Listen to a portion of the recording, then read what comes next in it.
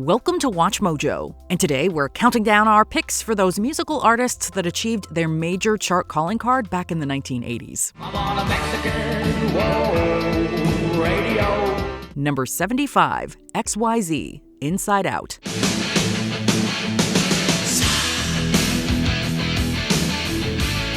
There was a fine line back in the late 80s and early 90s with regards to that proverbial and sometimes literal writing on the wall. That moment as glam metal's dominance was starting to be encroached by grunge upon the horizon.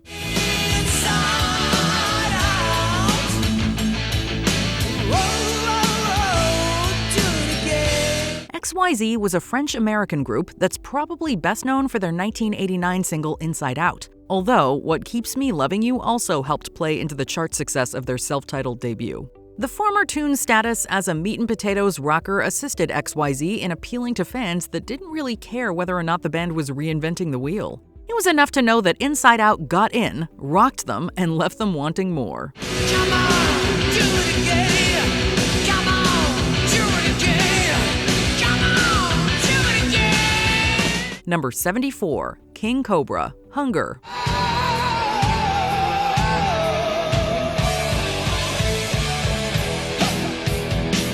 There's a lot of interesting history behind King Cobra that's allowed for this group to survive their admittedly brief peak of success back in the mid-80s. For starters, the group's vocalist Marcy Free was something of a trans trailblazer within the curious Venn diagram of testosterone and homoeroticism in 80s heavy metal.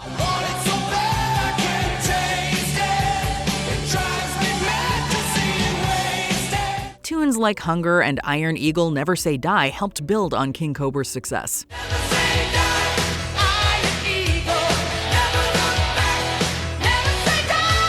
The latter tune was taken from the film of the same name, while the strong main melody of Hunger works nicely against the energetic lead guitar work. So yeah, while King Cobra may have looked and acted the part, there was more going on musically than meets the eye.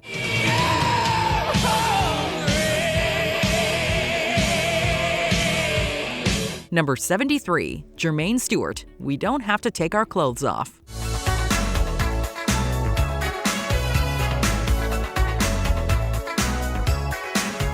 What song first comes to your mind when you hear the name Jermaine Stewart? We'd be hard-pressed to think of any tune other than We Don't Have to Take Our Clothes Off, but that isn't really a bad thing. After all, Stewart's status as a one-hit wonder could be debated by fans who gravitated towards The Word Is Out from his debut.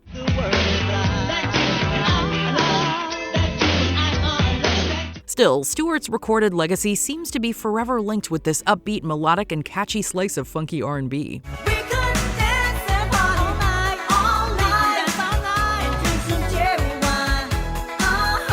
The lyrical content also reflected societal fears of the day with regards to promiscuity and other behaviors during the height of the AIDS crisis. Or you could take the song at face value and just enjoy Stewart's great lead vocals and the infectious music.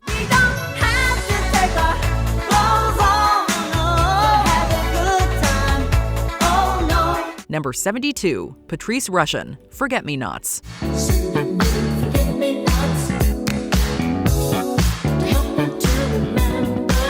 The name Patrice Rushen is another one that really doesn't require any introduction, at least not if you happen to be an aficionado of jazz or jazz fusion music. Rushen was a legend within this world, a talented and respected musician that nevertheless found mainstream success in the 80s with a different approach.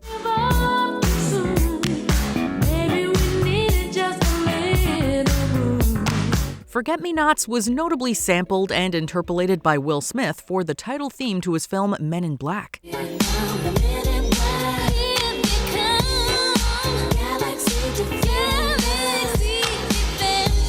But the OG still totally stands on its own 2 feet. This is a smooth and funky jam that's impossible to resist, full of iconic hand claps, bass lines, and a vibe that's still jazzy while also being accessible.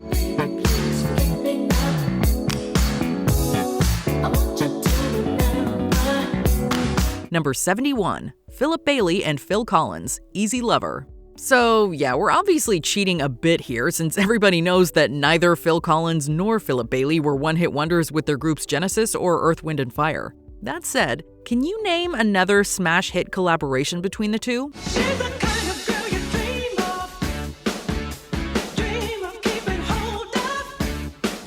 Lover was released as a single by both Collins and Bailey, and it's a great example of direct and economical songwriting with huge hooks. The tune actually kicks things off by delivering the chorus after a brief instrumental intro, before Bailey and Collins sing the first verse.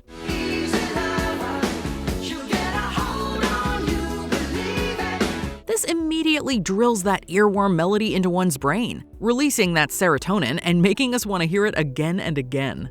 This duo truly cut a classic on this track.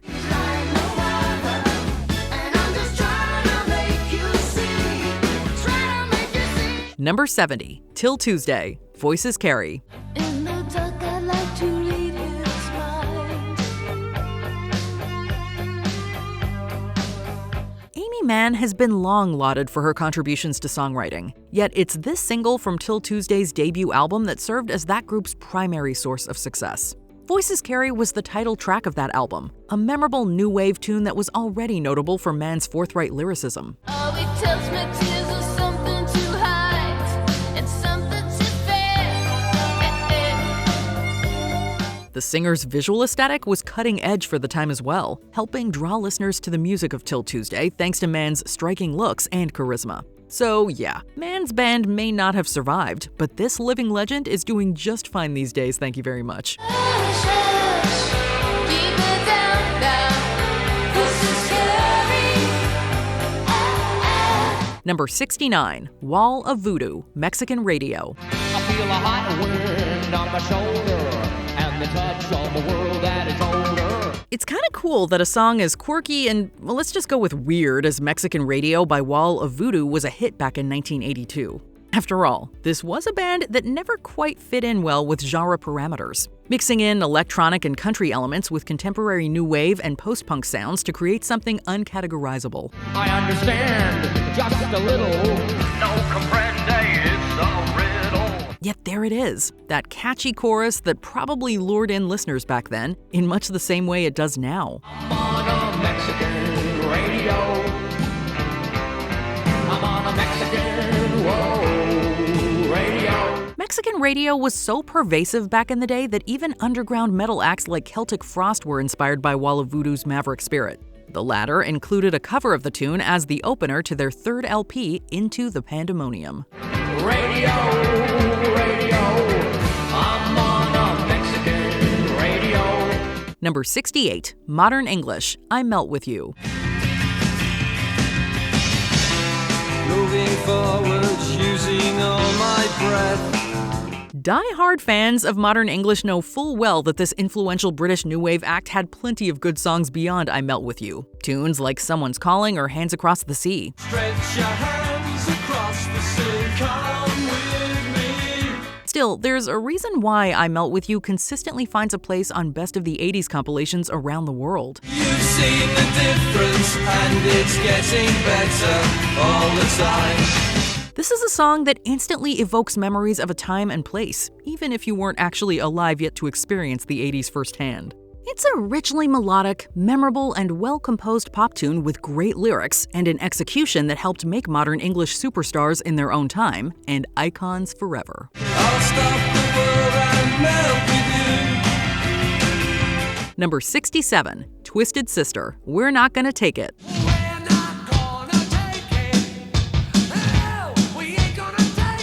It's important to contextualize the era of music video during the 1980s.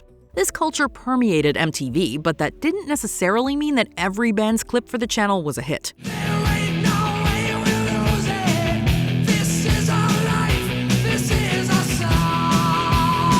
Twisted Sister undeniably struck gold with the cartoonish violence present within the videos for We're Not Gonna Take It and I Wanna Rock, but the latter actually only peaked at number 68 on the Billboard Hot 100.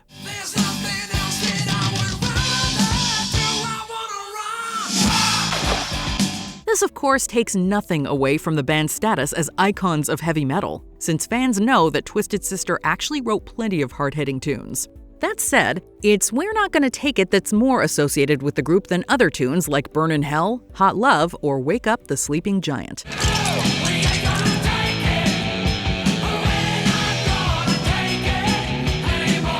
Number 66, Big Country, In a Big Country. I've never seen you look like this without a reason.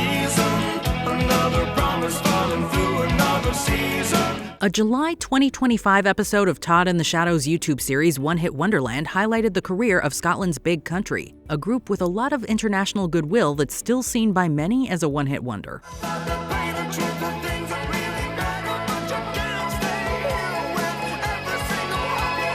This divide sheds light on a problem faced by many UK bands. In America, one hit song does not a career make. It can take years of dedicated touring and promo to build a following there simply because it is, ironically, a big country. In a big country, dreams stay with you like a lover's voice sparks from mountainside. Big Country, the band, did have other charting singles at home, but sadly none of them had the same impact abroad as their Celtically tinged single from '83. Number 65, The Vinnie Vincent Invasion, Love Kills. So long since I've waited to live again. The success of this self-titled debut from the Vinnie Vincent Invasion sort of makes sense in hindsight, given that a lot of eyes were probably on Vincent after the guitarist left Kiss back in 1984. Tell me why we've forsaken the dreams we had. Boys Are Gonna Rock received strong airplay from that record, but it was horror movie Kismet that resulted in the Vinnie Vincent Invasion heading over to Elm Street for their second album.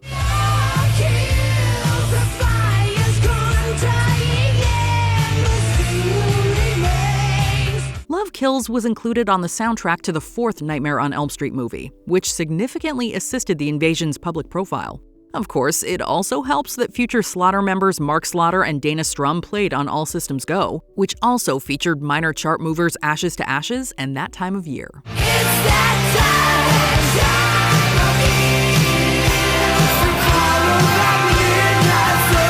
time. Number 64, Junkyard, Hollywood.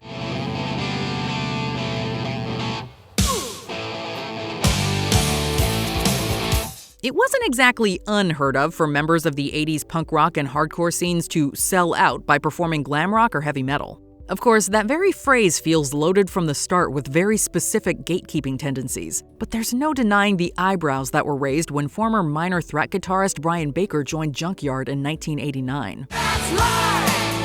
In Hollywood, where what's bad just seems to be good. That's right. Tunes like Simple Man and particularly Hollywood couldn't sound more removed from straight-edge hardcore, instead leaning heavily into southern fried swaggering rock and roll. I ain't asking for all of your love. I ain't asking for all your love. Influences from Skid Row and Guns N' Roses also permeated the sound of Hollywood, as Junkyard kicks out their riff jams for all to hear.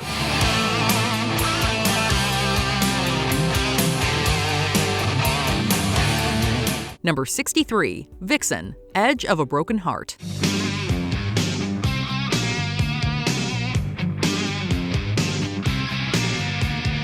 This one's tough because Cryin' by Vixen was admittedly a second top 40 Billboard hit for the all-girl glam group. A well-deserved one too, proving that these formidable ladies of rock were not just here for their looks.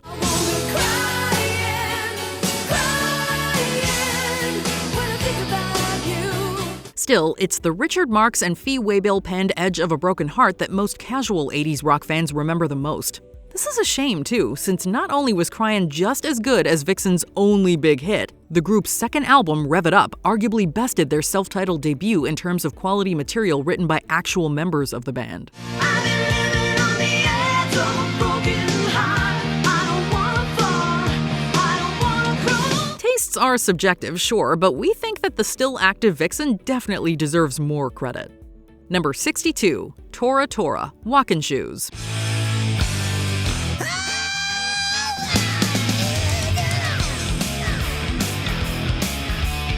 It was humble Tennessee roots and a recording contract from winning a Battle of the Bands that set the Memphis-based Tora Tora on the road to minor glam metal stardom. The group's debut album, Surprise Attack, actually featured a wealth of influences outside of what was usually expected from the genre, incorporating blues, boogie, and southern rock elements to solid effect. This could be seen particularly well on tunes like Guilty, Phantom Rider, and the band's most successful single, Walkin' Shoes. I'm putting on my walking shoes. I tell you, baby, I'm not your fool. The latter made the most out of Tora Tora's musical skill, emphasizing a sweet instrumental section near the middle, as Walkin' Shoes sauntered straight into the fading sunlight of hair metal's perceived cultural relevancy.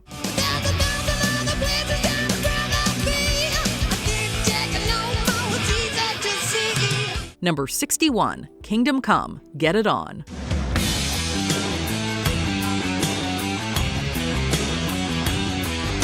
Much was made back in the late 80s about the Led Zeppelinisms present within the sound of Germany's Kingdom Come. Thin Lizzy guitarist Gary Moore and Ozzy Osbourne even joined forces on a diss track to the band on Moore's tune Lead Clones.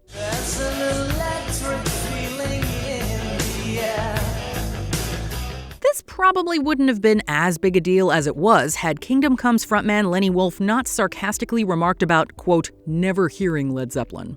The press, however, ran with this comment, which really isn't fair since songs like Living Out of Touch, Pushing Hard, and Get It On from Kingdom Come's self-titled debut absolutely rip.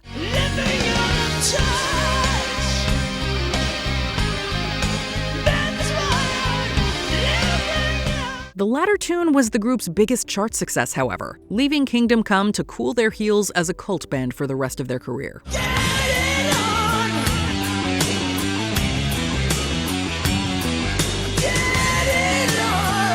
Number 60, Timbuk 3, The Future So Bright I Gotta Wear Shades.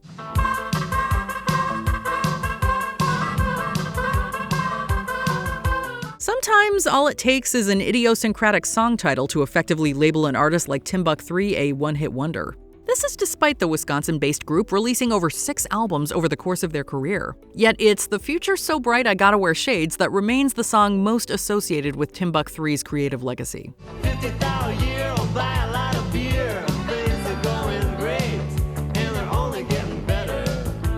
This is one of those songs whose meaning has often been misinterpreted as a positive outlook towards the future. This is despite quotes from songwriter Pat McDonald on outlets such as VH1, maintaining that the future referenced within the song is actually that of mutually assured destruction. I'm heavenly blessed and worldly wise. I'm a peeping Tom techie with X-ray eyes. This was the 80s after all, and nuclear Armageddon was unfortunately on the minds of a lot of people. Doing all right, getting good grades. The future's so bright. I gotta wear shades. Number 59, Reflex, The Politics of Dancing. The politicians. Does it really matter whether or not Reflex's audience knew specifically about the politics of dancing? Not really. It probably was just as well that fans gravitated towards this electronically focused new wave act in the first place. Can't stop it when they start to play. You gotta get out the way. This debut LP from Reflex actually contained a number of singles, but it's that title track that's endured to the modern day with many fans. This is thanks to the song's ultra-memorable chorus, slick production, and a vibe that's quite cinematic in scope. The politics of dancing. The politics of you feeling good. The Politics of Dancing was even featured in the 2017 film Atomic Blonde, proving that not everyone forgot what Reflex was laying down back in the day. Number 58, Crocus, Screaming in the Night.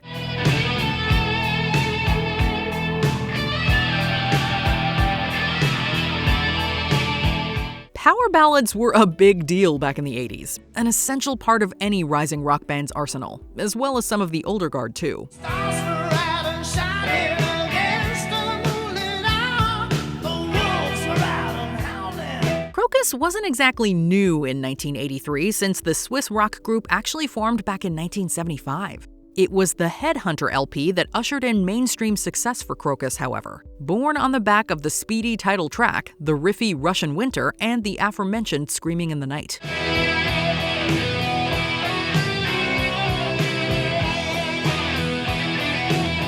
This latter is mid-paced and moody, and actually takes its time setting up a chill and bass-driven vibe.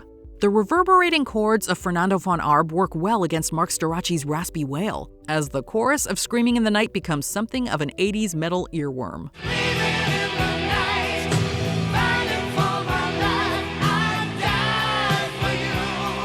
Number 57, Zebra, Tell Me What You Want. I am losing my mind. My head's on the floor. It might have been a gamble for New Orleans' Zebra to land upon this animalistic moniker when it came time to choose a band name. It ended up working in the group's favor, however, since Tell Me What You Want became a huge hit back in '83.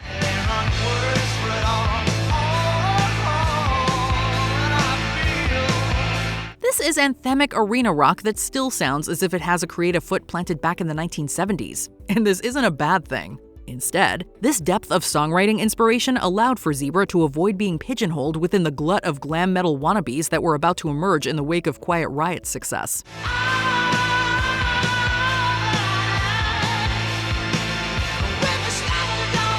Also, we're guessing that the zebra-striped spandex model hired to appear in the music video probably didn't hurt Zebra's '80s sales.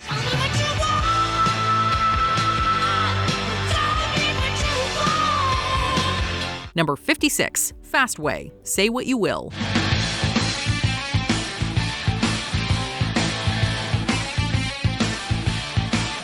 Members of British rock royalty joined forces in Fastway back in 1982, as Motorhead guitarist Fast Eddie Clarke collaborated with UFO's Pete Way for this simple riff-heavy group.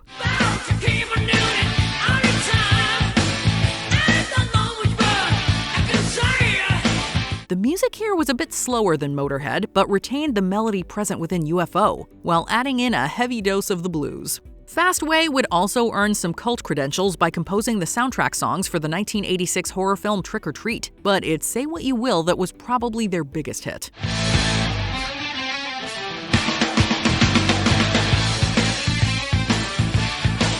This is muscular rock and roll that's admittedly short on substance, but it knows that. Instead, Fastway just basically wants to score your next drinking session, an event for which Say What You Will feels primed and ready.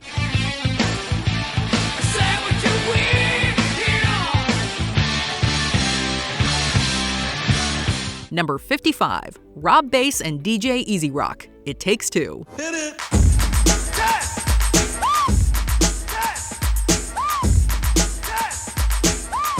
The early hip-hop scene was notable for containing hits that often very well doubled as post-disco or dance tracks, and this includes It Takes Two by Rob Bass and DJ Easy Rock.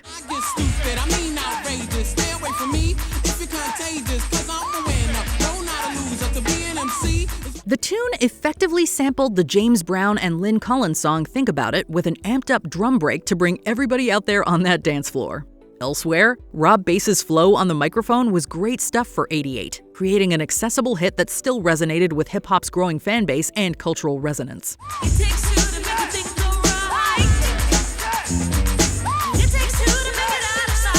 This classic has definitely lasted the test of time with us.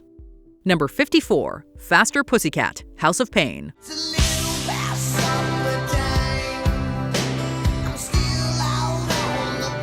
We've admittedly highlighted a lot of hair metal on this list, but this just speaks to how huge this genre was on '80s charts. Die-hard fans of the genre know that there's actually certain contextual sublevels to glam rock's dominances as well, with groups like Faster Pussycat existing on the sleazier end of the spectrum.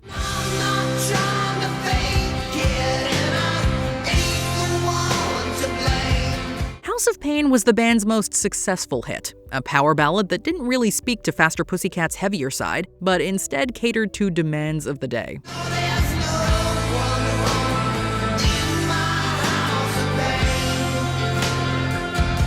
The song possesses a strong and approachable chorus, while the composition retains a little of the ragged edges that were present on other heavier Pussycat tunes like Bathroom Wall.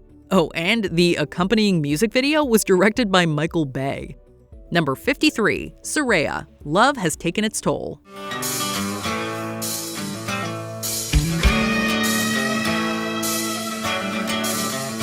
Soraya may have been briefly poised as the next Bon Jovi, but that unfortunately didn't work out for this New Jersey-based band, which is a shame because the self-titled album from 1989 is excellent, featuring awesome tunes like Back to the Bullet and Soraya's biggest hit single, Love Has Taken Its Toll.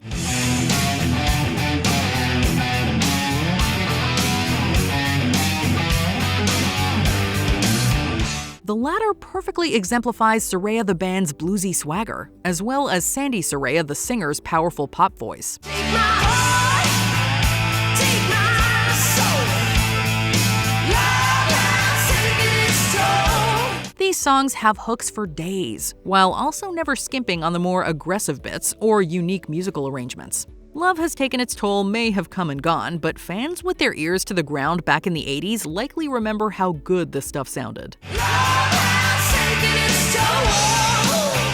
Number 52, Hurricane, I'm Onto You.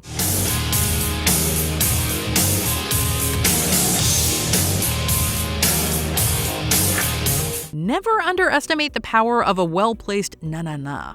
The members of Hurricane clearly knew this, but what else would you expect given that the group actually featured members from the ranks of Ozzy Osbourne, Foreigner, and Yes?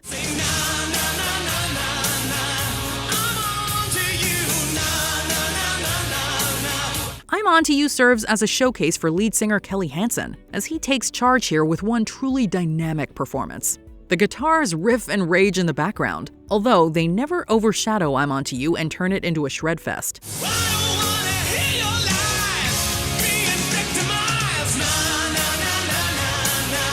Hurricane's Over the Edge album actually contained plenty of those kinds of moments, but it's the immediacy of I'm Onto You that still sounds so fresh after all these years.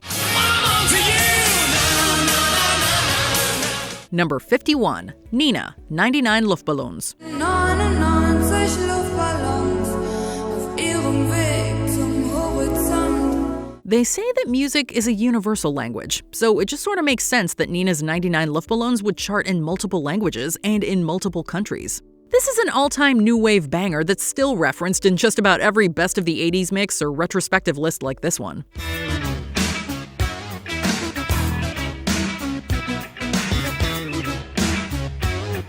And with good reason, because 99 Luftballons has a driving punky rhythm, emphatic bass, and even a groovy breakdown section that's perfect for dancing. Jeder war ein großer Krieger, hielten sich für Kettenköpfe. Es gab ein großes Feuerwerk. Meanwhile, Gabriella Kellner's striking looks and charismatic vocals make Nina feel right at home during the visually obsessed MTV era. But we'd be lying if we said that we didn't still love this tune to pieces today and every day. 99 red balloons go by. Number 50, the Royal Philharmonic Orchestra, Hooked on Classics Parts 1 and 2. The monumental success of the Saturday Night Fever soundtrack in 1977 led to a whole slew of other artists attempting to revamp classical music for a disco and post-disco age.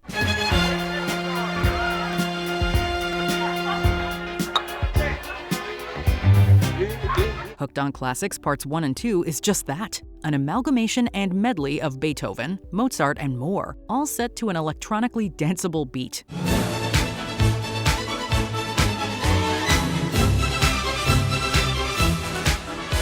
Dance floors were still chock full of disco during the earlier part of the 1980s, despite opposition to the contrary. This meant that novelty tunes such as Hooked on Classics Parts 1 and 2 could still thrive within an era of hard rock, heavy metal, punk, and new wave.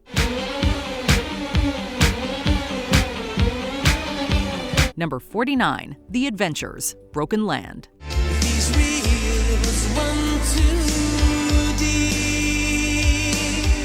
There is a massive hook to be found within the main verse section to Broken Land by The Adventures. It's sort of strange to look back today and wonder why this Northern Irish group never really achieved the sort of success their musical talent seemed to deserve. Broken Land possesses a huge sounding production job too, one that's polished and cavernous, drenched in magically resounding reverb. Show me the love to keep us together. Open up your heart. This allows the chorus of Broken Land to strike even harder, a powerfully melodic section that makes the most of Terry Sharp's wonderful vocals. The Adventures managed to make folk-influenced pop music cool back in the late 80s. It's just a shame not enough folks managed to check them out at the time.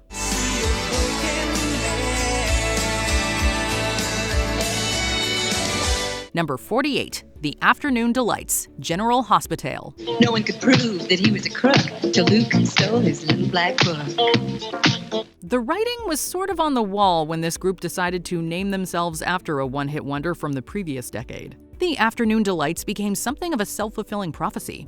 since this very niche tune was probably destined for dollar bin obscurity status. General Hospital is a proto-rap / post-disco jam that uses its lyrics to summarize and recap various plot points from the long-running soap opera General Hospital. Monica likes to have a fun. That is why she had a son. Rebecca Hall actually deserves some props for being on the ground floor of adopting a hip-hop vocal cadence, while the musicality of General Hospital is a funky jam that wouldn't sound out of place on a Chic record. We'd be lying if we said this one hasn't grown on us. I just can't cope without my soap. General Hospital, tell me what's going on. Number 47, The Rainmakers, Let My People Go Go.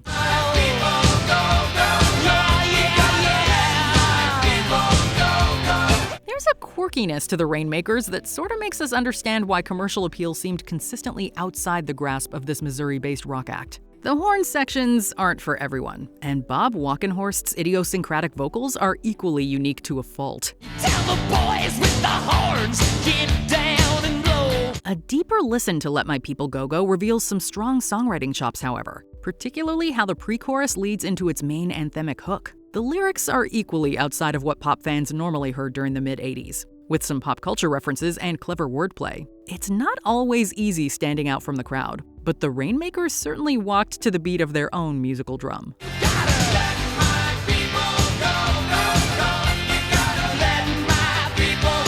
Number 46, The Lotus Eaters, The First Picture of You. There's a chant of newborn singing.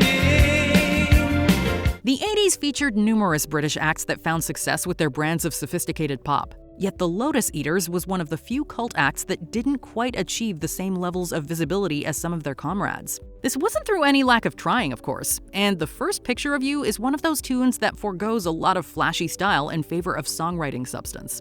There's a nice jangle to the guitars that lends the Lotus Eaters a certain gothiness analogous to some of The Cure's more upbeat material. First picture of you, the first picture of summer. At the same time, however, The First Picture of You never feels like a copycat. Perhaps that's why the Lotus Eaters had difficulty following it up.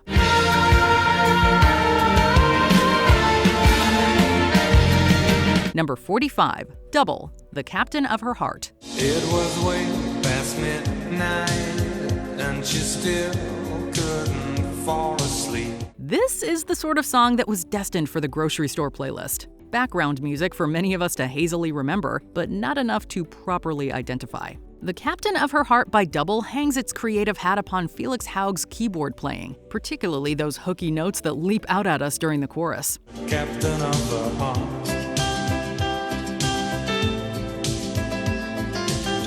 Meanwhile, Kurt Maloo's vocals are understated but in a cool way, a low-energy slow burn that works given the songwriting circumstances. We're not going to say that Double was cheated out of an epic career or anything, but The Captain of Her Heart still works wonders for us all these years removed. Too long ago, too long apart. She couldn't wait another day for. Number 44, Lip Sync, Funky Town.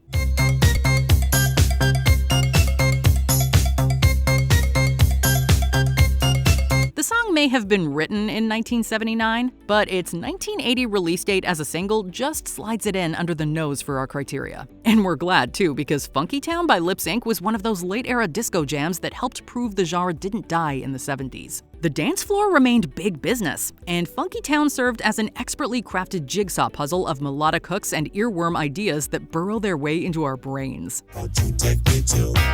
Funky town, Won't you take me to?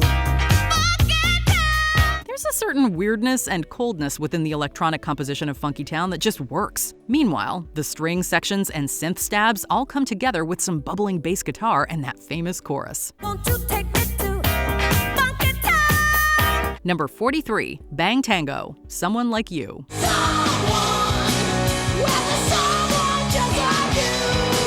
The death of 1980s hair metal was greatly exaggerated by the end of that decade, as evidenced by the proliferation of groups like Bang Tango into the 90s. This LA group took cues from other bands attempting to mix glam riffs with other genres of music, with Someone Like You going hard on the sleaze.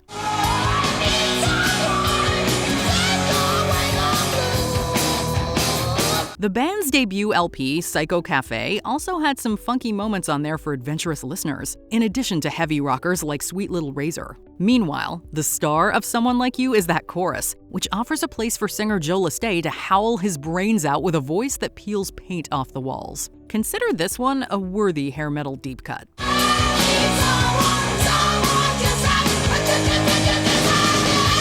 Number 42, Spandau Ballet, True. This is the sound of my soul. Have you ever wondered why some band names or song titles click within our memory banks while others struggle for that connection? Spandau Ballet isn't exactly a moniker that rolls off the tongue, while True is a very simple yet also forgettable song title. Yet we know this classic 80s jam from the moment that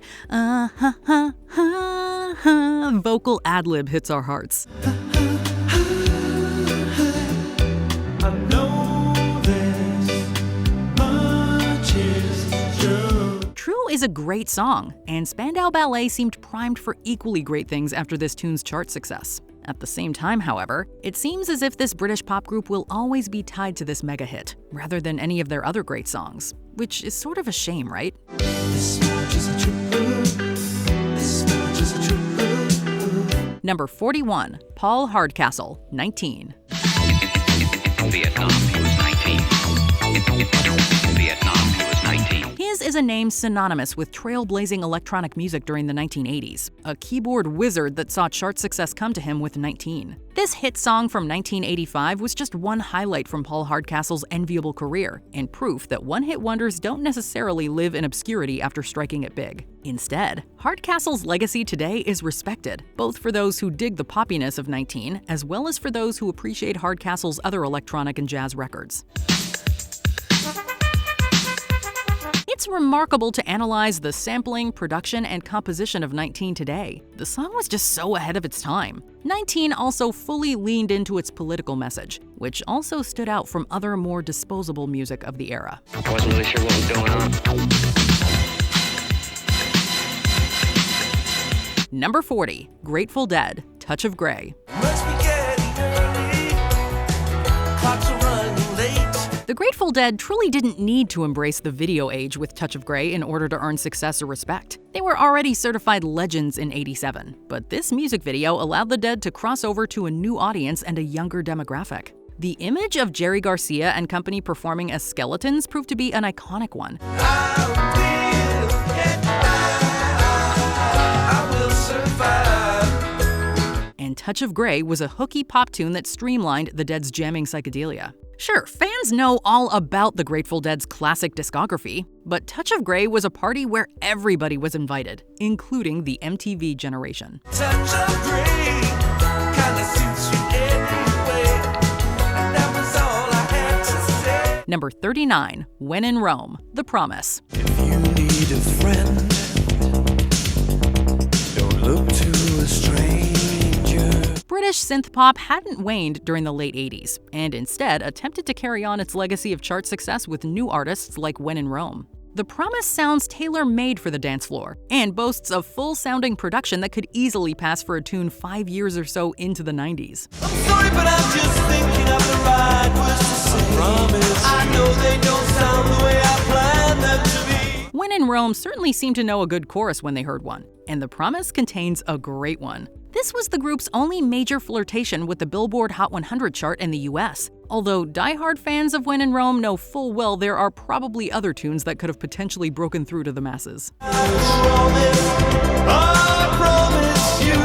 Number 38, Susan Fassbender, Twilight Cafe. Sometimes I get so alone. There's only one place I can think of to go.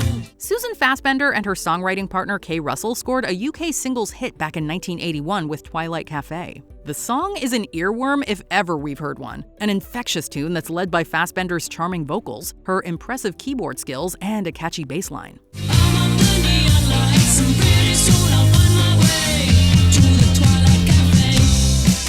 If Twilight Cafe commits any sin, it's being a little innocuous, but there's an economy to the songwriting that feels intentionally simple. This ultimately works in the song's favor, although Fassbender and Russell never really reached the commercial heights of Twilight Cafe again in their careers. The beat gets stronger in a mystical way.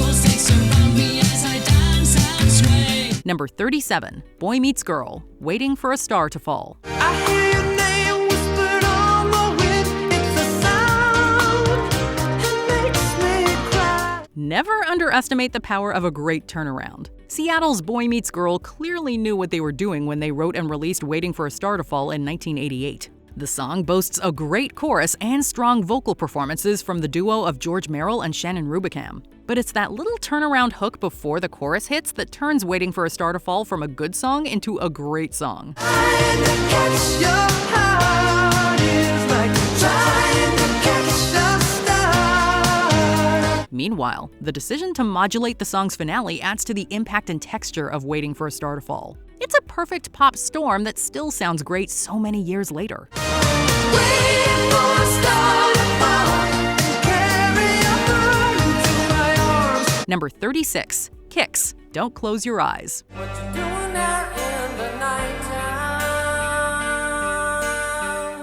The subject of self-destruction isn't, historically speaking, one that tends to pop up within the world of 1980s hair metal. And it's true that Kix wasn't generally a band that worked within the rockin' and partyin' parameters associated with that scene. Yet Don't Close Your Eyes was composed in collaboration with an outside songwriter, Bob Halligan Jr., and this deviation from the formula ultimately worked in Kix's favor.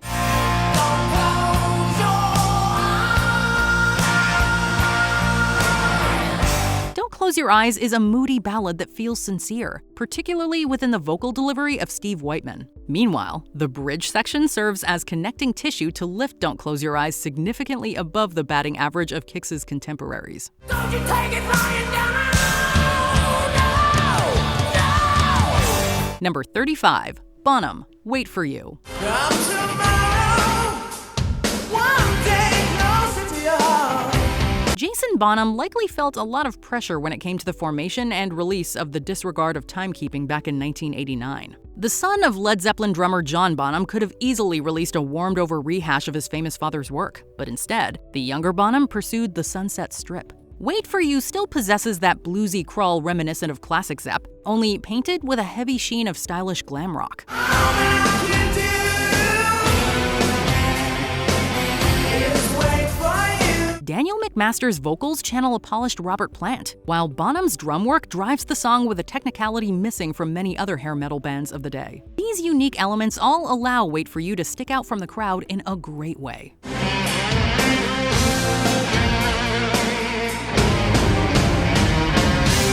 Number 34, T'Pow, Heart and Soul. Something in the moonlight catches my eye. The shadow of a lover goes dancing by. This British group definitely wasn't one-hit wonders at home, since other songs like Valentine and China in Your Hand hit the charts and earned T'Pow further success. It's heart and soul that's synonymous with T'Pow in many other areas, however, including North America. There are way worse songs with which to be associated, that's for sure, since Heart and Soul still sounds totally radical. Now won't your love, heart and soul. Carol Decker's intentionally murmured vocals on the verse feel half-rapped, before the singer brings the proverbial thunder for an epic chorus. Heart and Soul is a song that never overstays its welcome, instead begging the listener to flip the record over and spin it again.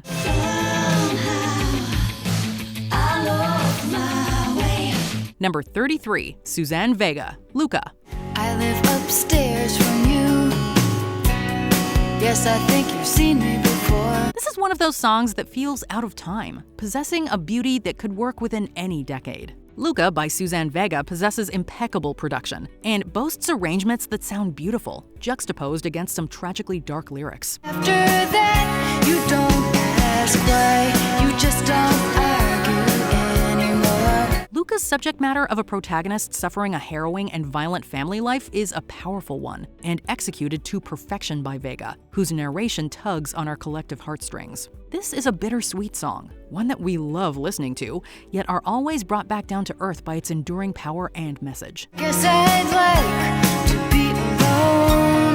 Nothing broken, nothing wrong. Number 32, The Dream Academy, Life in a Northern Town.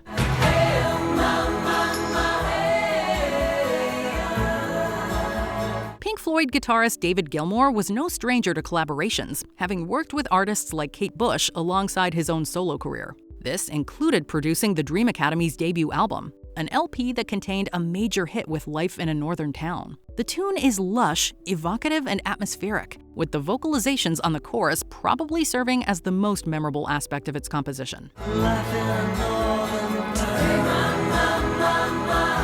It's sort of easy to see why Gilmour wanted to work with the group, since the Dream Academy definitely felt cut from a more experimental cloth than some other pop acts from the 80s.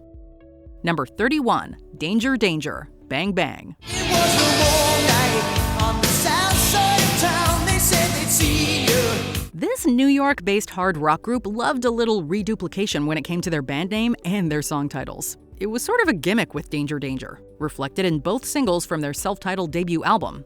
Naughty Naughty didn't quite resonate in the same way as their second release, Bang Bang, but both tunes were polished and highly memorable slices of pop metal arena rock.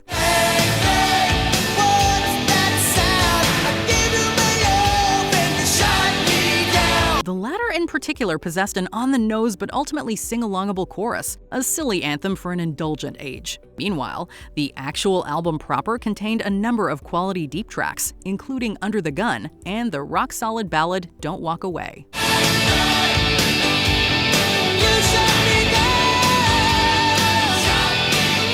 Number 30, Sheriff, When I'm With You. I never needed love like I need you.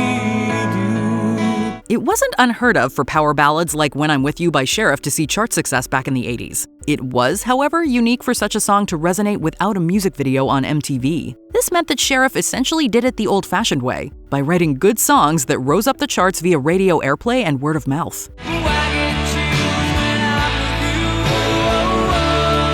When I'm With You may sound somewhat formulaic by modern standards, almost like a parody of those hyper-sincere soundtrack cuts of the decade. Sheriff found an audience, though, and When I'm With You deserves to be mentioned in the same breath as other 80s power ballads. This is thanks primarily to that insane ending high note, of course.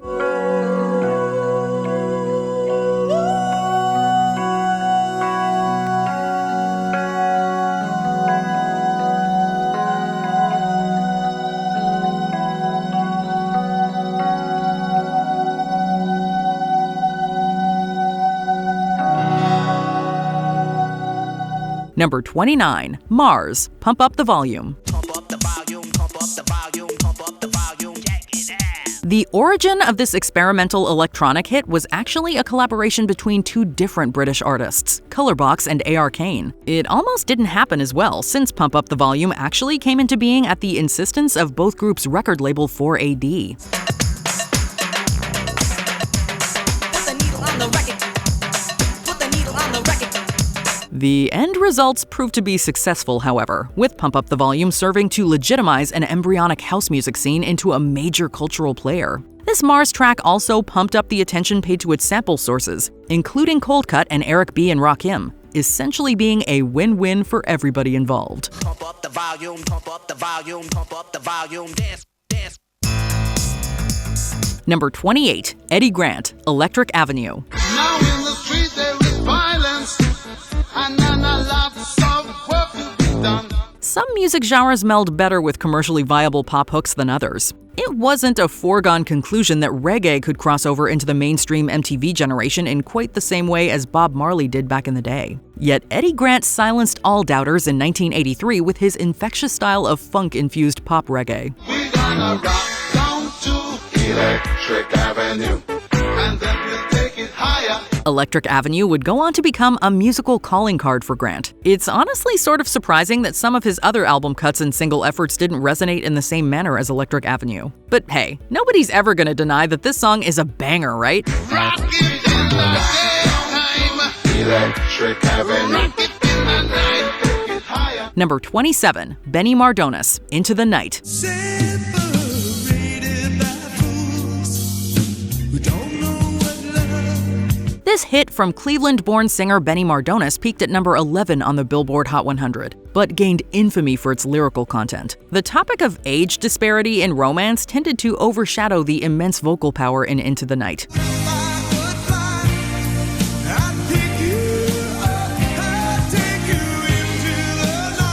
However, a 2022 interview with the professor of rock on YouTube revealed how the late Mardones was actually inspired by a real neighborhood family he met during the songwriting process. To me, it was just about this little girl losing her dad. And when radio got a letter sent out by the record company explaining the story, they started playing it. And of course, it went through the roof and became a huge monster hit. The tune remains a resonating soft rock banger, although the song's initial controversy perhaps contributed to Mardones being unable to replicate its success. Number 26, Mary Jane Girls, In My House. So when you need a little peace of mind, come on over, boy, anytime. Musical luminaries such as Prince and Rick James also composed and produced efforts for other artists in their creative orbit. The latter in particular assisted his studio singers, including writing the hit In My House for the Mary Jane Girls. The song was hugely controversial at the time, having entered the cultural zeitgeist during a period when the perceived degradation of morality was blamed by some on pop music. Here's the key to unlock the door to my house, my house. In My House was singled out by Tipper Gore and the infamous Parents Music Resource Center as being overtly sexual and harmful to children. Today, however, it's probably just better to remember the tune as a catchy, highly synthesized ode to 80s decadence.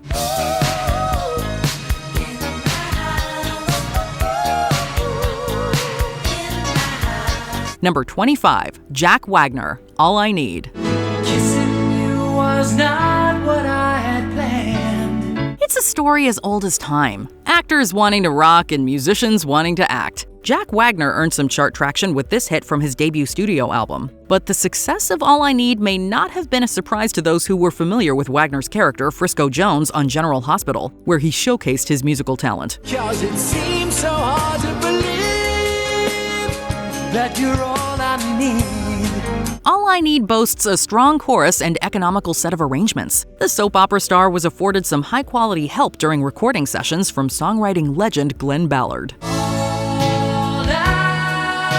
need is just a little more time. Number 24, John Parr, St. Elmo's Fire, Men in Motion. The acronym AOR has been said to translate to everything from adult-oriented rock to album-oriented rock. But one thing's for sure, you know it when you hear it. Soldier roll, only you can do what must be done. You also know John Parr's voice when you hear it, since the man has delivered the goods on a number of film soundtracks. It feels sort of unfair to label Parr as a one-hit wonder as a result. Gonna be a man in motion. All I need is a pair of wheels. Take me where my future's lying. But the British artist is admittedly most known for his theme to the 1985 film St. Elmo's Fire. The song is catchy as sin, with copious hooks to go along with Parr's powerful vocals. What can we say? We never get tired of this one. All I need is a pair of wheels.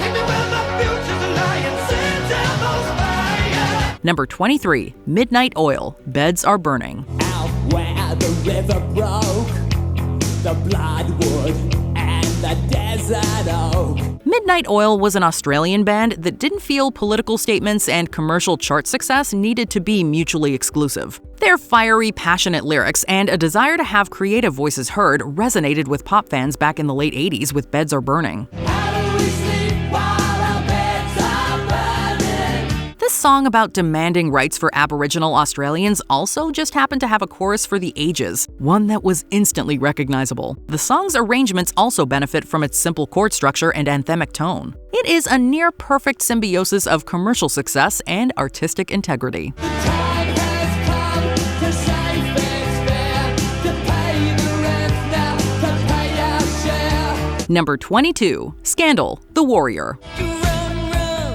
Run away. It's your heart that you betray. The New York City band Scandal may have notched 4 other hits on the Billboard Hot 100 chart, but none of them managed to crack the top 40. The Warrior, however, was a different story. It peaked at the number 7 position. This success feels justified because the song absolutely rocks with pure pop rock brilliance.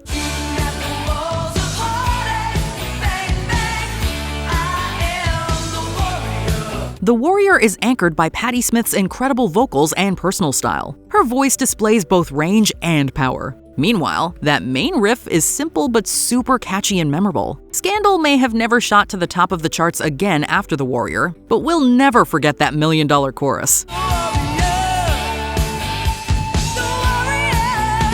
Number 21, Rockwell, Somebody's Watching Me. I always feel like somebody's watching me, and I have no privacy.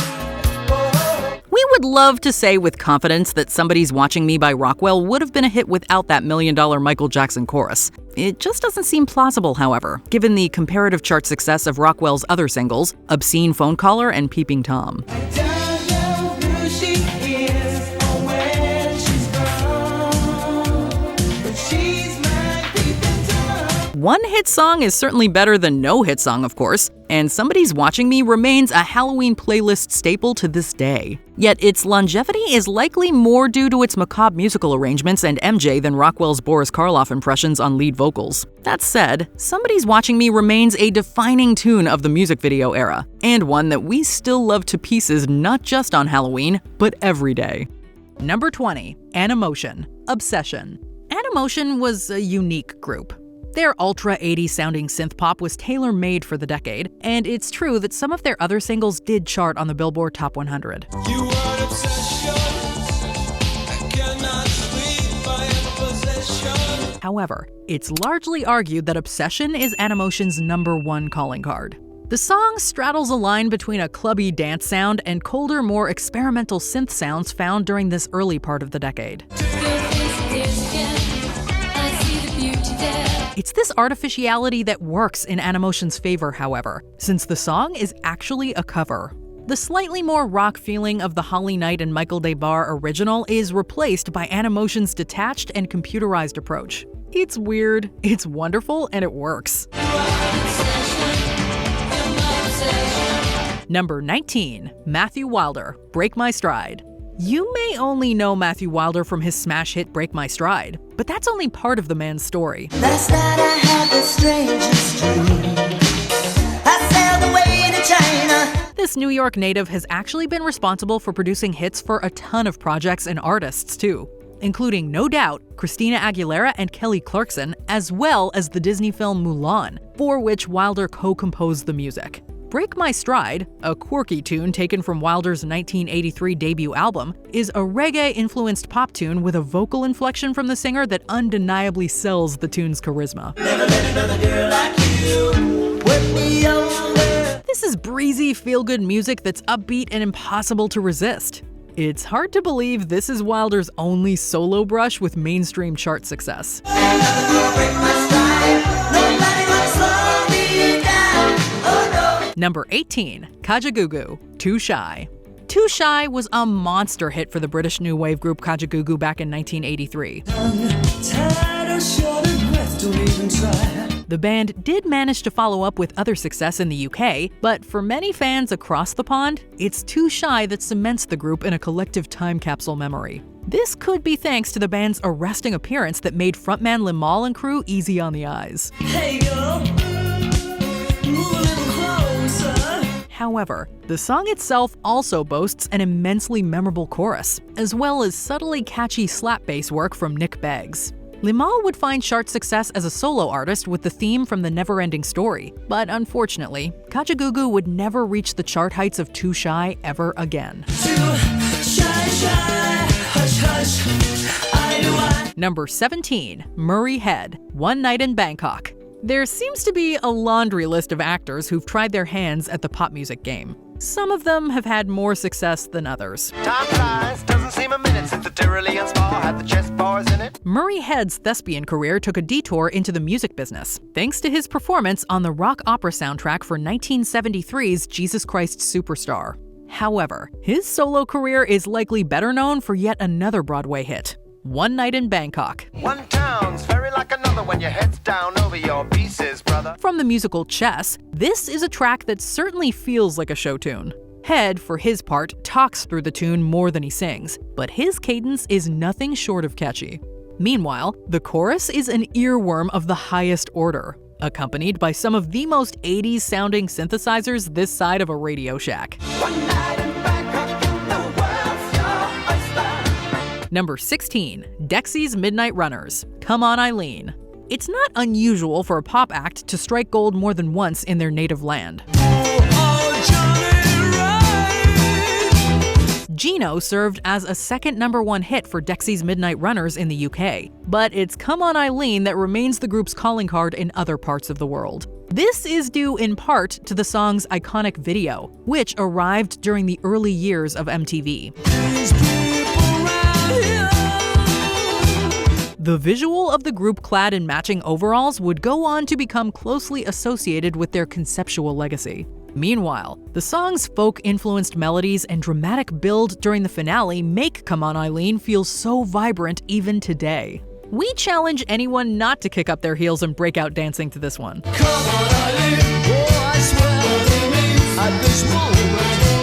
Number 15. Aldo Nova, Fantasy.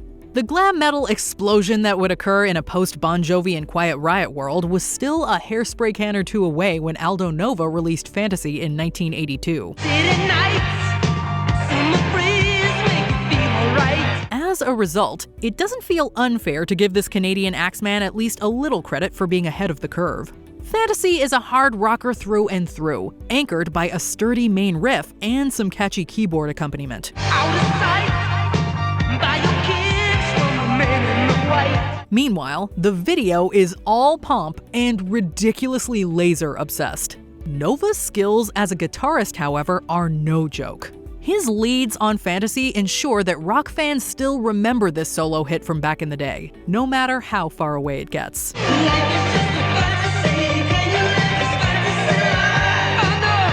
Number 14. The Church, Under the Milky Way. Because of their change-up in genre and style, The Church are a bit of a special case. Sometimes when this place gets kinda empty.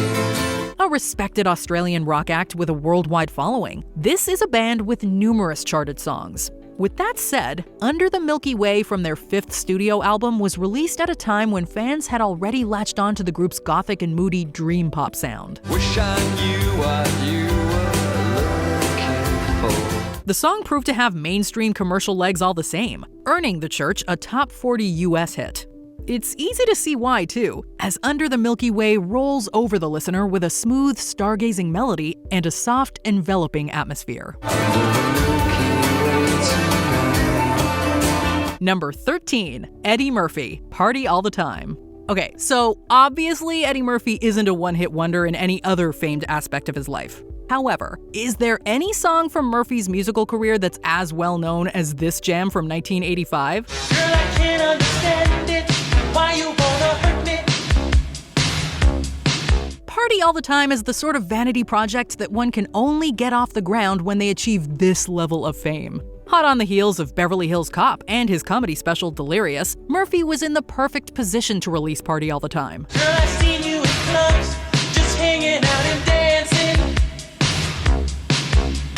Still, the song is better than it has any right to be, thanks largely to the production duties of Rick James. The grandiose orchestrations hide Murphy's limitations as a singer and help lift Party All the Time to cult classic status. My girl wants to party all the time, party all the time. Number 12. Patrick Swayze, She's Like the Wind. Chalk this next hit up as another song from an actor who had no right being this freaking good. She's like the wind through my tree. Patrick Swayze proved that he was a treasure trove of creative riches when he released this soundtrack cut from Dirty Dancing. The actor actually co-wrote the song too, intending it for release alongside a different 80s film. Today, however, She's Like the Wind is nearly impossible to separate from Dirty Dancing. And why would you? Am I just fooling myself that she'll stop the pain? The image of Swayze's earnest emotional vocals, that saxophone, the booming 80s production, it's just fantastic all around. Plus, Wendy Fraser assists Swayze near the end with her own great vocals. We can't help but miss Patrick Swayze just a little bit more every time we hear this beautiful ballad.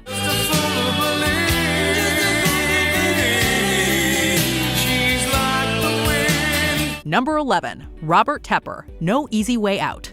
Has there ever been a soundtrack cut better suited for a kick-ass emotional montage? Well, maybe, but Robert Tepper does his best with this contribution to the 1985 Rocky IV soundtrack, and succeeds in a huge way. We're not indestructible. Baby, better get that straight. No Easy Way Out is an absolute banger, a surging pop rock tune that's anchored by persistent synth stabs, urgent bass playing, and Tepper's own dramatic delivery. Seriously, the man goes for broke right from the jump, eschewing subtlety for raw emotion and pure honesty. I don't wanna pacify. I don't wanna drag you down. Just check out Tepper's solo dance moves for the accompanying video and try not to be inspired. This is pure, unadulterated 80s awesomeness, undiluted to a perfect, excessive essence. No easy way out. Number 10. Don Johnson, Heartbeat. It isn't uncommon at all for actors to try their hands at creating music. While Don Johnson was co-leading the show Miami Vice, he released his debut single Heartbeat. I've been out on my own, gonna go alone now, 'cause that's the way it's got to be. The song's expensive music video features slick visuals that mimic the style and substance excess of Johnson's hit show. And it helps that the chorus of Heartbeat is instantly memorable and sounds epic. Heartbeat, I'm looking for a heartbeat. Although the production is super processed and ultra 80s, that isn't a bad thing for the song. Johnson's performative emoting and the video's dramatic narrative showed he was dedicated to making music. Unfortunately, Johnson's follow-up song, Heartache Away, didn't achieve the same level of success.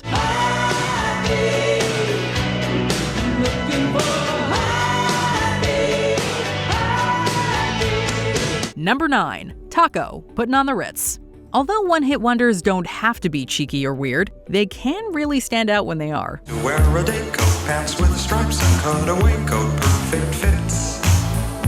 Puttin' on the Ritz. This was definitely the case with Taco's cover of the Irving Berlin song Puttin' on the Ritz. It became his only top 5 hit in the US back in 1982, shot to the top of charts in Germany, and even reached the number 1 slot in Finland. Have you seen the well-to-do up and down Park Avenue?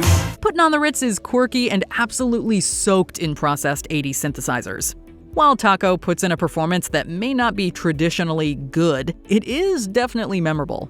But it's still a one-off song that feels as distinctly 80s as Hairspray and Shoulder Pads. Puttin' on the Ritz. Puttin' on the Ritz. Number 8. Stacey Q, Two of Hearts. Stacey Q is a California-born singer who's been able to find success in the worlds of movies and music. I never said I wasn't gonna tell nobody, no baby. Her synth-pop band SSQ earned cult status with the material penned for classic horror film The Return of the Living Dead. But the biggest hit of Stacey's solo career had to be 1986's Two of Hearts. People get jealous 'cause we always stay together. Yeah, baby. The song is infectious right from the jump. It boasts an energetic backbeat, electric synth, and Stacey's warm and appealing vocals. The singer proved that she could come across as both sinister and sweet. I got this feeling that you're going to stay. I never knew that it could happen this way. None of her other tracks quite captured the magic of Two of Hearts. However, it will always serve as the perfect B-side for Stacey Q's darker work in the horror realm. Two hearts that beat as one. Two hearts, come on. Number 7. Shannon, Let the Music Play. R&B singer Shannon may have earned a couple of number 1 hits on the US dance charts over the course of her career, but Let the Music Play remains her biggest achievement on the Billboard Hot 100. We started dancing and love put us into a groove. It's easy to see why. This smooth jam benefits greatly from Shannon's personable and melodic vocals. She manages to create a great chorus with the song, while the instrumentation also does exactly what it's supposed to do: get bodies on the floor. He's dancing his way back to me. Let the Music Play is a great throwback to an R&B era that's old school but never dated. In fact, consider this one timeless.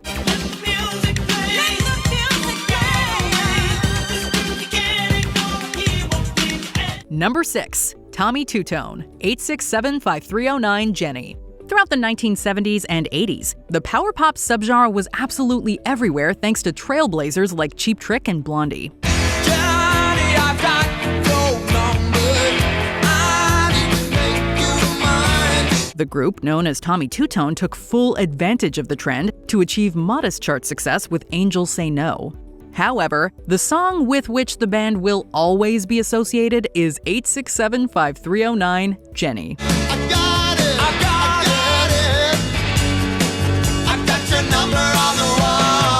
The track absolutely rocks thanks to a killer opening guitar melody, awesome guitar solo, and instantly memorable lyrics.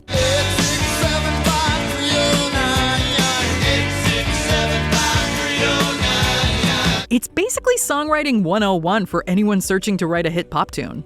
The only people that were unhappy with this Tommy Tutone classic are people who actually had this phone number.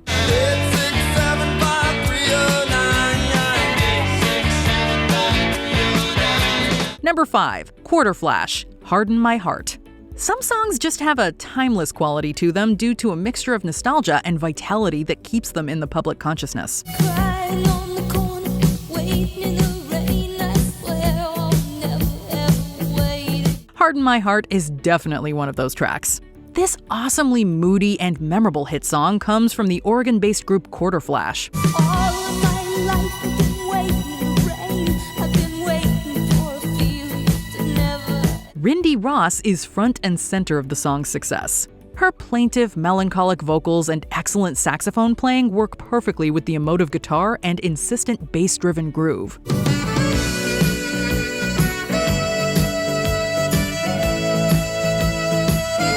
Near the song's finale, the tune becomes so urgent and powerful that we just cannot get enough. Harden My Heart was unquestionably this band's biggest smash. It's a shame more people don't remember Quarter Flash's impressive effort. I'm gonna harden my heart, I'm gonna swallow my tears. Number 4. Baltimora, Tarzan Boy. If you're looking for a truly unique musical rabbit hole to explore, may we suggest the wild world of Italo disco? Jungle life, I'm far away from nowhere. On my own, like Tarzan. This synth-obsessed subgenre provided countless single hits and strange music videos for fans to uncover. One of the most popular one-hit wonder tracks came courtesy of Baltimora with their hit Tarzan Boy. Burning bright, I fought a blood to signal to the sky. I sit and wonder. The music video is a fever dream of hazy visuals and excessive makeup. But don't let those elements distract you from the fun vocals and strong composition of the song. Oh, and did we mention there's a version of Tarzan's yell within the track?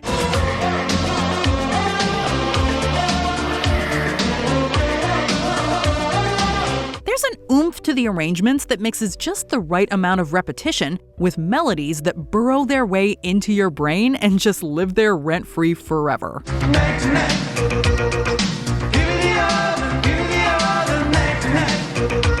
Number 3. Alana Miles, Black Velvet. Since this song was released in 1989, it may sound a little bit less, well, capital E 80s.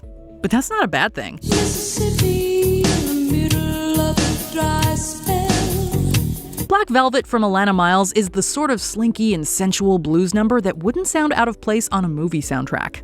While Miles enjoyed success in her home country of Canada, Black Velvet serves as her singular calling card elsewhere in the world. Mama's baby's in the heart of every schoolgirl. This isn't taking away anything from Miles as a performer or Black Velvet as a song. It stands out from the late period hair metal and pop that was dominating the charts back in '89. Black velvet and that little boy smile. Black velvet. Number 2. Martika, Toy Soldiers. 1989 was a good year for pop music. Part of the reason why comes down to Martika's Toy Soldiers. It wasn't my intention to mislead you. In 1989, she released this fragile and melancholic melody to the masses. Despite its darker tone, it was a #1 hit in America that year. It's getting hard to wake up in the morning. My head is spinning constantly. There's a strength and sadness to the tune. The guitar melodies are impeccably produced, the drums are soaked in reverb, and Martika's vocals tug at the heartstrings in the best possible way.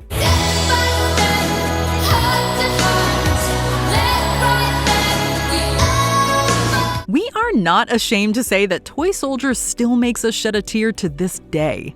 Then again, that's the power of music, right? Even if you call Martika a one-hit wonder, you cannot deny that she created a classic with this tune.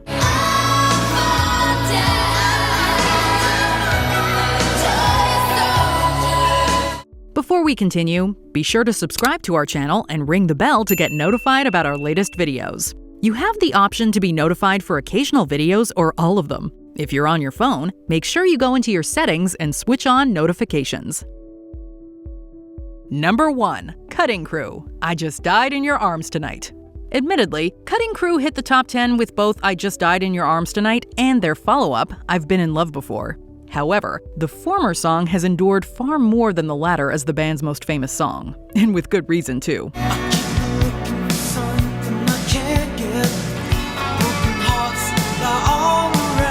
I Just Died in Your Arms Tonight is a dramatic new wave hit that feels larger than life.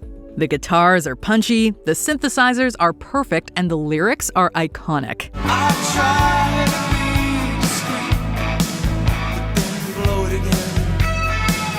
Frontman Nick Van Eede radiates both power and sensitivity as the brooding crooner at the lead of the track. We can't stop replaying this song on repeat and singing it at karaoke every chance we get. Our love for Cutting Crew's biggest hit will never die. I just died in your arms tonight.